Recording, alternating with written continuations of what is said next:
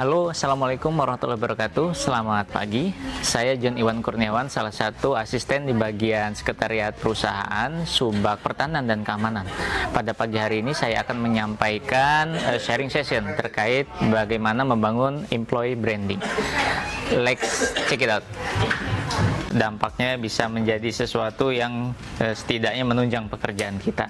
Nah, izin menyampaikan ini materi ini mungkin kalau di sini ada logo BNI, jadi sumbernya memang dari salah satu pembicaranya dari Bank BNI sendiri. Mungkin suatu saat kalau misalkan kita sudah ada, mungkin nanti ada tim kita sendiri yang membuat untuk versi PTPN-nya. Kita langsung saya sampaikan bahwa brand ya, mungkin sudah banyak yang bahasanya tahulah apa itu branding atau itu brand. Nah, dan apa sih sebenarnya kegunaan daripada employee branding ini sendiri. Di sini ada beberapa survei membuktikan bahwa 88% milenialis. Nah, milenial ini kan kita kategorikan usianya di atas kelahiran 84 ya, 1984 ke atas sampai 1996 ya, seperti itu.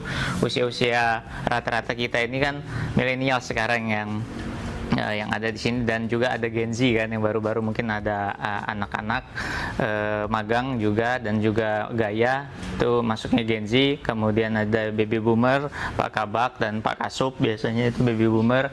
Nah, jadi mereka percaya bahwa menjadi bagian dari perusahaan yang punya company culture yang baik itu sangat penting. Nah, berarti generasi milenial itu lebih condong, oh kita ngeliatin perusahaan ini bagaimana gitu kan ya, kemudian lingkungan sosialnya bagaimana, fasilitas olahraganya bagaimana. 88% millennials itu dia akan melihat seperti itu.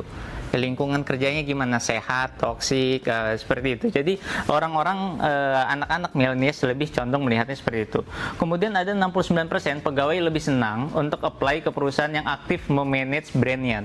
Nah, artinya dia ada perusahaan-perusahaan yang secara periodik itu melakukan memanage brandingnya, atau misalkan kalau misalkan kita lihat di daerah-daerah di ibu kota, misalkan ada Tokopedia, Google, Shopee, dia selalu melakukan secara simultan, secara bertahap dari tahun ke tahun, dia akan menciptakan kondisi lingkungan sosialnya harus mereka pamerkan. Oh, di sini ada kantinnya, ada fasilitas olahraganya, kemudian ada fasilitas penunjang seperti tempat daycare anak-anak, kemudian ada tempat laktasinya, seperti itu. Dan kemudian ada 50% lagi employer brand yang baik menyaring 50% lebih banyak kandidat yang qualified. Artinya di sini ada penyaringan 50% banyak kandidat yang qualified dari adanya employer branding ini sendiri. Jadi kalau misalkan kita sudah mempunyai employer branding sendiri di sini, setidaknya kita akan melakukan penyaringan dalam artian mungkin kita akan kita lihat kira-kira ini cukup baik gitu kan. Banyak yang kita akan masuk ke sana, baik itu orangnya, kemudian juga perusahaannya. Dia akan mencari orang-orang yang sesuai dengan brand perusahaannya sendiri. Artinya harus sesuai dengan visi misi perusahaan, harus sama visi misinya. Karena perusahaan itu akan memperbaiki citranya, dan orang yang direkrut juga citranya harus sama dengan perusahaan yang brandnya sedang dinaikkan. Kemudian selanjutnya, nah di sini kalau misalkan kita lihat akhir-akhir ini, kalau misalkan di PTPN itu kan ada Instagramnya live@PTPN. Nah, mungkin kalau ada yang ikut itu kan sebenarnya sampingan daripada akun sosial yang resmi. Misalkan akun sosial yang resmi kan ada PTPN Holding Perkebunan. Kemudian ada lagi kalau kita PTPN 1 Regional 7, ada PTPN 1, head office-nya PTPN 1. Nah, kemudian di sini ada yang live@PTPN, live@Gojek, live@Shopee. Ini apa? Nah, ini adalah salah satu sosial media yang mereka buat itu yang menunjukkan branding mereka. biasanya lebih ke fun, yang senang-senang jalan-jalannya, kemudian kehidupan di perkebunannya seperti apa. Tapi cari yang fun, jangan tunjukkan hal-hal yang sulitnya gitu kan, yang bikin wah kerja di perkebunan gini tengah hutan. Nah, tapi bukan seperti itu, tapi oh pekerjaan di perkebunan oh bisa ngetrail, bisa jalan-jalan di kebun, suasananya sejuk, ada kebun tehnya, ada kebun karetnya, kebun sawit, fasilitasnya lengkap, bisa maintenance seperti itu. Kalau kita lihat berarti PTPN sebenarnya sudah menuju ke arah sana, karena kita sudah punya situs atau sosial media sendiri yang memamerkan itu. Dan kalau kita lihat beberapa tahun atau setahun terakhir, banyak sekali sebenarnya SK-SK yang keluar dari holding yang untuk memberikan atau memfasilitasi pekerja untuk buatlah sarana olahraga, kemudian buatlah kegiatan-kegiatan olahraga secara rutin, lengkapi fasilitasnya seperti musola, daycare, kemudian juga laktasi, ruang laktasi. Sebenarnya sudah ke arah sana, hanya saja memang untuk penerapan di masing-masing regional tentunya butuh biaya dan juga bertahap, butuh waktu dan juga keterbatasan ruang. Artinya pelan-pelan menuju ke arah sana.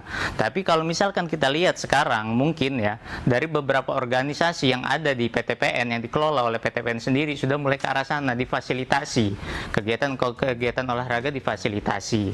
Kemudian juga kalau kita melihat juga banyak sekali misalkan dalam acara-acara peringatan kita sudah mengajak teman-teman ada kegiatan olahraga, lomba-lomba ini, lomba itu, kemudian ada lomba lari, atau mungkin difasilitasi untuk kegiatan lain yang lebih bermanfaat. Jadi sebenarnya kita sudah ke arah sana. Nah, jadi teman-teman, kalau misalkan kita melihat kondisi perusahaan kita sekarang, semuanya ingin berlomba-lomba untuk menunjukkan bahwa kita adalah perusahaan yang sehat, perusahaan yang ibaratkan inginnya gitu kan ada keseimbangan antara pekerjaan dan juga kehidupan sosial dan juga kehidupan pribadi. Itu harus sangat berimbang. Karena kenapa? Tujuannya adalah supaya pekerja merasa nyaman dan kemudian pekerjaan itu bisa meningkatkan gairah dan juga hasilnya menjadi lebih baik. Seperti itu. Nah, kalau misalkan saya lanjutkan, ini memang sampai 30-an slide, hanya saja akan saya tunjukkan beberapa hal-hal yang bisa meningkatkan employee branding. Salah satunya apa yang perlu kita lakukan? Kalau untuk tampilan tentunya kalau gedung ya, kita juga sudah mulai bertahap, mungkin timnya Pak Agus Lesmono sudah mulai bertahap memperbaiki gedung kita. Mulai kalau beberapa tahun yang lalu kita memperbaiki tampilan fisik dari luar, kemudian beberapa tahap juga kita mulai memperbaiki fisik dari dalam, karena memang bangunan tua dan juga setidaknya ini memberikan, harus mencerminkan gitu kan ya, perusahaan yang baik dan sehat. Contohnya perbaikan ruangan, mungkin ini bertahap. Kemudian juga kalau untuk dari segi manusianya, nah ini yang mungkin kita akan tariknya ke diri kita sendiri. Bagaimana untuk membangun employee branding atau brand image secara personal. Salah satunya yang mungkin sudah disosialisasikan oleh tim SDM tempo hari adalah bagaimana kita membuat mengupdate LinkedIn kita masing-masing. Apakah semua teman-teman sudah punya? Saya yakin kalau untuk tataran strata pengatur mungkin sudah buat ini LinkedIn. Tapi permasalahan apakah sudah diupdate? Mungkin kita tidak sama dengan rekan-rekan kita di swasta yang secara rutin dia mengupdate.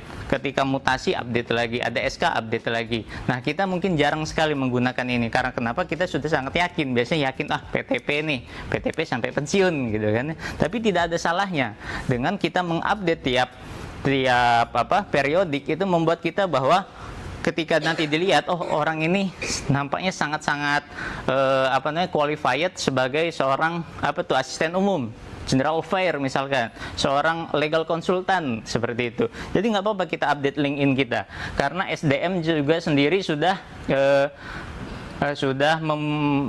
mewajibkan ya kita untuk membuat LinkedIn dan kemudian dikonfigurasi dengan agris kita masing-masing. Ini juga mencerminkan daripada kepribadian perusahaannya juga. Dan juga kita harus bijak dan berhati-hati. Biasanya kan sekarang ini kalau sudah ada masalah-masalah, kemudian viral, diusut perusahaannya di mana, kemudian apa, kerja di mana, ujungnya dibawa-bawa juga. Nah, itu juga kembali lagi ke kita. Ada yang untuk lebih baik safety, ya udahlah nggak usah main sosmed gitu kan, biar lebih safety. Itu juga tidak masalah sebenarnya. Itu juga kembali ke diri masing-masing, mau yang seperti apa. Yang pada intinya dari apa yang saya sampaikan pada pagi hari ini, marilah kawan-kawan, ketika kita membangun personal branding, kita bangun citra yang positif, postingan yang positif, dan juga hati-hati kita coba jangan sampai membuat hal-hal yang negatif di sosial media, komen dengan isu sara, terlalu provokatif, mengajak debat, dan itu menurut saya tidak berguna gitu kan ya. Kita mengajak berdebat di dalam sosmed itu tidak berguna. Siapa yang kita ajak debat, kemudian juga itu untuk apa? Lebih baik ya sudahlah, kita sebagai orang-orang yang bijak sajalah. Kalau komentar cari aja yang positifnya saja. Kalau itu menurut kita negatif, udahlah, nggak usah kita tanggepin, no comment saja gitu kan. Nah, itu mungkin Bapak Ibu semua yang bisa saya sampaikan. Mohon maaf apabila penyampaian saya mungkin ada hal yang kurang pas juga, dan itu juga tidak mesti atau mungkin tidak menjadi suatu hal yang perlu dipedomani, karena ini hanya sifatnya aja mensosialisasikan saja. Kemudian semoga ini bermanfaat. Saya akhiri. Wassalamualaikum warahmatullahi wabarakatuh.